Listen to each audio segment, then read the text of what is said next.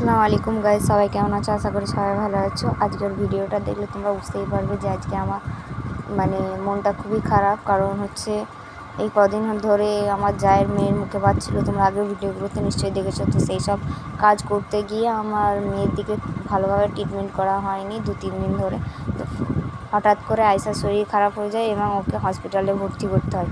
প্রায় রাতের 1টার সময় ওকে আমি উলুবেড়িয়া আমাদের এখানে হসপিটাল আছে, সেখানে আমি ভর্তি করেছিলাম। তো রাতটা ওইভাবেই কেটেছে। সকালবেলা আমরা ঘুম থেকে উঠেছি, এখানে আয়সাকে টিফিন দিয়েছে। এখানে কি খাবার দিচ্ছে না দিচ্ছে আমি জানি না। তো সকালবেলা টিফিন দিচ্ছিলো, সেটাই নেওয়া হয়েছিল।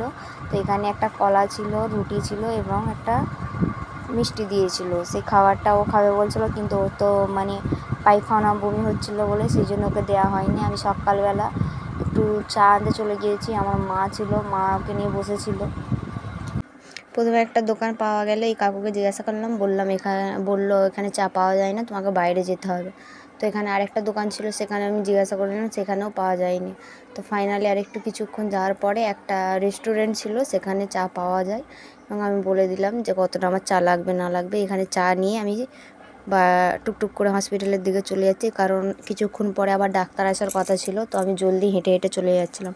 তো ফাইনালি কিছুক্ষণ ওয়েট করার পরে এখানে নার্সের দিদিগুলো চেক আপের জন্য আসছে, আর 10টার সময় ডাক্তার আসবে। তো এখানে ওরা প্রথমে সব কথাবার্তা বলে নিচ্ছে, কোথায় কে কী পেশেন্ট আছে। স্যালাইন টেলাইন এখানে দেওয়ার ব্যাপার ছিল, ওকে স্যালাইন সারা রাত দেওয়া হয়েছে, একটা করে দিচ্ছে, একটা করে খুলে দিচ্ছে, যেহেতু বাচ্চা বেশি টানতে পারবে না।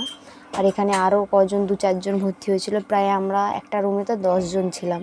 9 জনের ওই রকম সেম পায়খানা বমি হচ্ছে, আর একজনের একটা অন্য ব্যাপার ছিল। তো ফাইনালি এখানে ডাক্তার দেখানো হয়ে গেছে। আমি 3 দিন ছিলাম।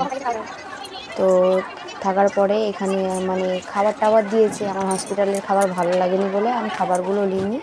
আর 3 দিন পরে ওকে ছুটি দিয়ে দিচ্ছে। আমি চাইছিলাম যে আরেকদিন থাক, যেহেতু ওর পুরো ট্রিটমেন্টটা ঠিক মতো হয়নি। তাও ডাক্তারবাবু ওষুধ পানি লিখে দিয়েছিল, আর এখানে ওর চ্যালেঞ্জ যে করেছিল সেটা আস্তে আস্তে ওকে খুলে দিচ্ছিলো, আর ও কান্নাকাটি খুবই করছিল। আমি দিদিভাইকে বললাম যে আস্তে আস্তে খুলে দাও, আর বলতে আস্তে আস্তে খুলে দিল। ফাইনালি এখানে সব কিছু ব্যাগপত্র নিয়ে আমরা স্টেশনে চলে আসছি। আজকে আমরা বাড়ি চলে যাচ্ছি। সবাই আমার মেয়ের জন্য দোয়া করবে ইনশাআল্লাহ। তো আজকের ব্লগটা এতটুকু। যদি ভালো লাগে লাইক কমেন্ট শেয়ার করে দেবেন এবং সাবস্ক্রাইব করে দেবেন। সবার সাথে দেখা হবে আবার একটা নতুন ভিডিও নিয়ে। সবাইকে খোদা হাফেজ।